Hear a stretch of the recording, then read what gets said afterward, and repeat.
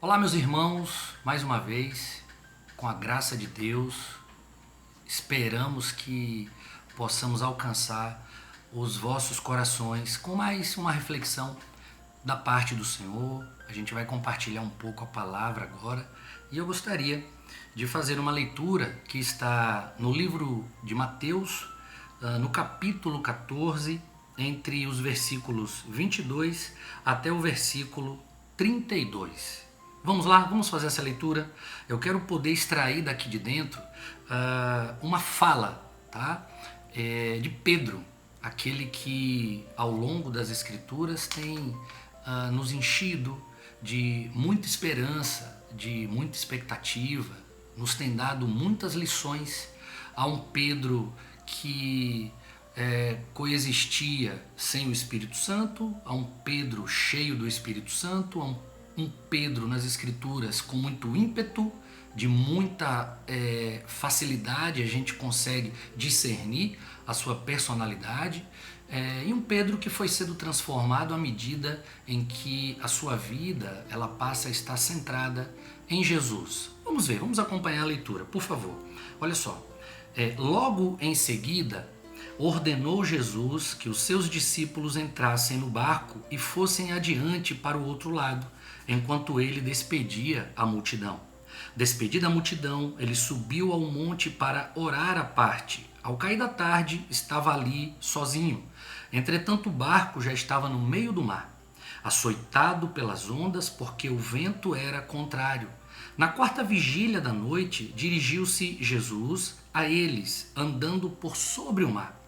Os discípulos, vendo-o caminhando por sobre o mar, assustaram-se, dizendo: "É um fantasma", e gritaram de medo. Jesus, porém, imediatamente lhes disse: "Tende bom ânimo, sou eu, não temais." Respondeu-lhe Pedro: "Senhor, se és tu, manda-me ir ter contigo e andar sobre as águas." E ele disse: "Vem."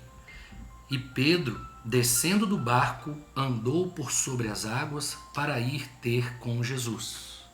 Olha que coisa linda, irmãos. Olha que texto maravilhoso. Olha o tamanho da fé que Pedro demonstra ter nesse momento. Eu imagino que esse homem, né, Pedro, extremamente forte, que há pouco, né, viu Jesus multiplicando pães, que há pouco viu Jesus buscando um lugar para estar sozinho, porque recebera a notícia da morte de João Batista. E Jesus em nenhum momento quer fazer a sua única e exclusiva vontade. É nesse mesmo momento, é nessa mesma circunstância que Jesus vai multiplicar pães. É nesse mesmo momento em que Jesus recebe a notícia de João Batista, que havia sido decapitado, que Jesus está ali ensinando multidões, que Jesus está ali curando os enfermos, que Jesus está ali multiplicando pães e peixes. Jesus vai despedir os seus discípulos e vai também despedir a multidão. Só que nisto que Jesus despede a multidão e seus discípulos se afastam num barco, Jesus não os acompanha nessa hora. E havia uma dificuldade muito grande para que os discípulos pudessem se deslocar naquele dia. A noite chegou, o vento era contrário e eles não conseguiam mais, com toda a força daqueles homens, pescadores acostumados a nadarem, a remarem. O vento era contrário, havia uma forte tempestade, haviam ventos fortes. Só que, de repente, quem aparece? Jesus. E Jesus aparece andando sobre as águas. E eu fico aqui comigo perguntando: como pode um homem andar sobre as águas? Como pode? Mas ele é o Criador de todas as coisas. Tudo coexiste por conta dele e para ele. Pedro, diferentemente dos discípulos, tem uma postura que não é a mesma. A postura dos discípulos é uma postura de medo, é uma postura de pavor, ao ponto de chamar Jesus de "é um fantasma". E Jesus tem que dizer: "Não, sou eu sou Jesus". andando sobre as águas. E Pedro, na sua alta prepotência, naquele momento, ele diz assim: Senhor, se és tu mesmo, faz com que eu ande também sobre as águas e me dirija até onde o Senhor está. E Jesus prontamente diz: vem. Imagina aí agora, Pedro andando sobre as águas. Imagina agora que Pedro está completamente desconectado de tudo, irmãos. A centralidade de Pedro agora é Jesus. Tudo na vida de Pedro gira em torno de Jesus. Veja, a circunstância é a mesma. São fortes ventos, é uma densa tempestade. São ventos contrários que aqueles homens acostumados a remarem não conseguem deslocar seus barcos. No entanto, Pedro está cheio de fé, está cheio de ímpeto e caminha sobre as águas. Mas é interessante que aqui no versículo 30 de Mateus 14, olha só o que vai acontecer. Mas, observando o vento forte, teve medo. E eu te pergunto, e o vento já não era forte?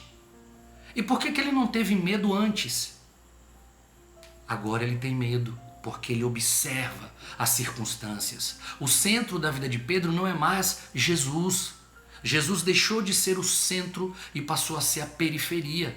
E agora Pedro é tomado de medo. Agora Pedro percebe o que está acontecendo em seu derredor. Antes ele não estava percebendo. A única coisa que tomava agora a tua atenção era Jesus. Mas daqui a pouco essa atenção é perdida e ela é tomada. E o homem, Pedro, é tomado de medo. Mas observando o vento forte, teve medo e começando a afundar, clamou. Veja, irmãos, ele se preocupa agora com a tempestade e com o vento forte. Agora ele tem medo. Agora ele começa a afundar. E agora ele clama pela sua salvação. E ele disse: Jesus, me salva. E Jesus prontamente vai estender a mão e o toma e o diz: homem de pequena fé, por que duvidaste? Eu queria te dizer, irmãos, jamais duvide de Jesus. Jamais olhe as circunstâncias. Jamais. Coloque Jesus como centro e não a periferia de sua vida. Deixe Jesus reinar, porque em meio a uma tempestade forte, em meio a ventos densos e impetuosos, de forma que embarcações não conseguem se deslocarem, é capaz de um homem andar sobre as águas. Mas é muito possível que, se ele perder essa centralidade em Jesus, ele vai temer, porque ele vai perceber agora o forte vento e ele afunda. Irmãos, mesmo afundando, não esqueça, clame pela salvação de Deus. Deus está prontamente disposto a te salvar. Tá, irmãos? Essa é a reflexão que eu queria dividir com vocês. Tá? Jesus abençoe a vida de todos vocês.